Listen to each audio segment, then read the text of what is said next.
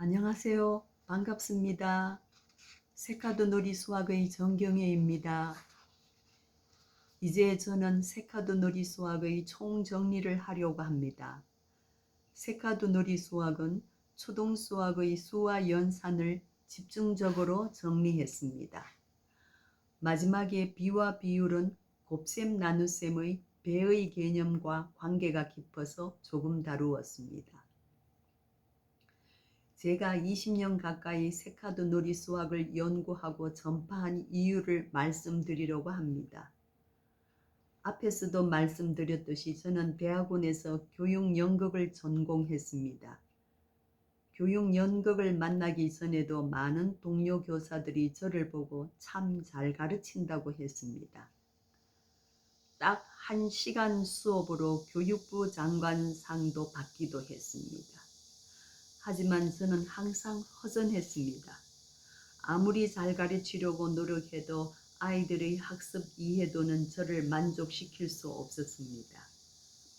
거기에 2000년 이후 우리 교육의 목표가 창의성 신장으로 설정된 후 저는 완전 딜레마에 빠졌습니다.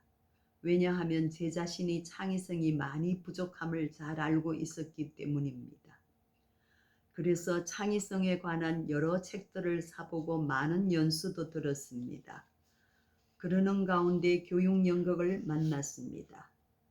교육연극의 연수 두 번째 날 공부를 한 후 그 다음 날 교실에 가서 아이들에게 적용했습니다.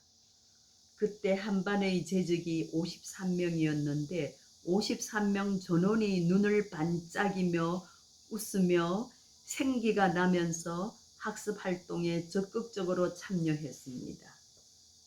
저는 정말 놀랐습니다. 바로 이거였구나 생각하면서 교육연극을 깊이 공부하기 시작했습니다. 아이들의 생활은 날마다 즐거움의 연속이었습니다. 저도 그런 아이들을 바라보며 많이 행복해했습니다. 이 교육연극 수업은 제가 고민하던 창의성 문제를 단번에 해결시켜 주었습니다.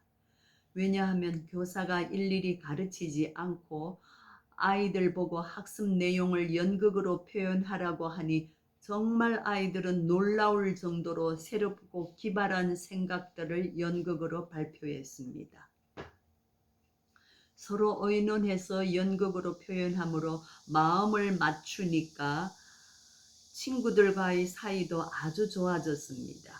교실에서는 왕따가 없어졌습니다.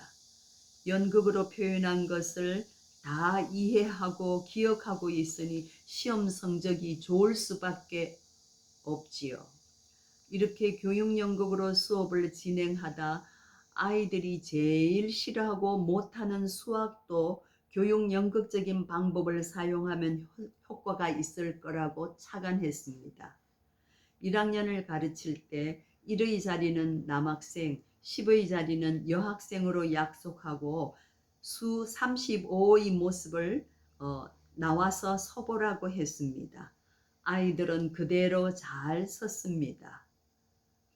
아이들이 직접 자신의 몸을 움직이면서 자신이 수가 되어보는 활동을 하니 너무 즐거워하고 수학 이해도도 아주 높아졌습니다. 2학년에 가서는 세 자릿수가 나오므로 남자 여자로는 수를 표현할 수 없으므로 새 카드를 사용했습니다. 새 카드를 놓아가면서 세 자릿수를 공부했을 때 아이들의 수학 이해도가 엄청 높아졌습니다. 저는 학년을 단계적으로 계속 올라가면서 초등수학의 수와 연산을 연구했습니다. 그리고 전국의 많은 선생님들께도 연수를 했습니다. 연수 결과를 알려오는데 놀랄 정도였습니다. 많은 아이들이 수학을 좋아하게 되었고 수학 시간을 기다린다고 했습니다. 다른 어떤 방법을 적용할 때보다 수학 성적이 쑥쑥 올라갔다고 했습니다.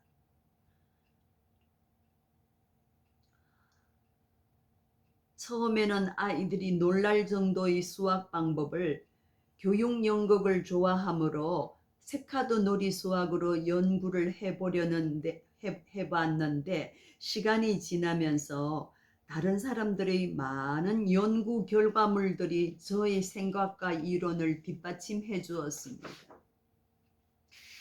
미국의 시카고대 심리학과의 연구 발표에 따르면 간단한 덧셈을 아이들 자신의 손가락을 이용해서 답을 구하는 아이들이 나중에 더 논리적으로 수학을 잘 했다고 합니다. 저는 이 논문을 보면서 저의 색카드 놀이 수학과 비교하면서 인간이 자신의 몸을 이용해서 공부하면 우리의 생각과는 다른 높은 결과물을 내는 것에 동의를 했습니다. 또 논리적 사고는 아이들이 중학교에 가야만 제대로 논리적 사고를 할 수 있다고 합니다. 초등의 아이들이 수상의 수학을 어려워하고 싫어하는 이유는 바로 이 이론 때문이죠. 논리력이 아직 발달하지 못한 초등학교의 아이들이 아이들의 수학 공부는 색카드로 놓아가면서 또 눈으로 보면서 공부하는 방법이 최선의 방법이라고 생각합니다. 연수를 다니다가 어느 산골 학교에 가게 되었습니다. 1학년을 가르치는 선생님이 반아이 1명에 대해서는 수학 가르치는 것을 포기했다고 했습니다. 저의 색카드 방법으로 가르쳤더니 포기한 그 아이가 비로소 수를 알게 되었다고 알려왔습니다. 또 10개가 되면 답답해요, 터질 것 같아요, 이사 보내주세요의 저의 드라마 방법은 아이들이 십진수를 쉽고 재미있게 배울 수 있는 방법이었습니다. 얼마 전 어느 학교에 연수를 갔습니다. 수막들을 사용해서 수를 가르치니 아이들이 수의 자릿수를 잘 모른다고 했습니다. 저희 색카드로 가르치면 자릿수를 잘 알게 될 것이라고 확신하는 모습을 보았습니다. 이러한 여러 가지 이유로 저는 색카드 놀이 수학 방법을 여러분에게 권하고 있습니다. 다음 시간에는 자연수에 관한 총정리를 하겠습니다. 감사합니다.